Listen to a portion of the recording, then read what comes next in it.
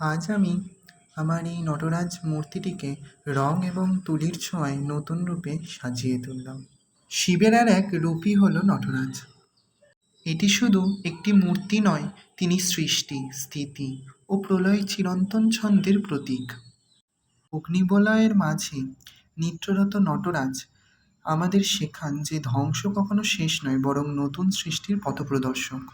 এক হাতে যেমন আশীর্বাদ, অন্য হাতে সৃষ্টির ডমরু যেন সময় ও জীবনের মহাজগতের অন্তহীন গতির এক অপূর্ব প্রকাশ। নটরাজের এই রূপ আমাদের মনে করিয়ে দেন পরিবর্তনই জীবনের সত্য, আর সেই পরিবর্তনের মধ্যেই লুকিয়ে থাকে অনন্ত সৌন্দর্য ও মুক্তির পথ। তোমাদের রং করা এই নটরাজ মূর্তিটি কেমন লাগলো অবশ্যই কমেন্ট করে জানিও। আর হ্যাঁ, এতদিন শরীর অসুস্থতা থাকার কারণে আমি ভিডিও দিতে পারিনি।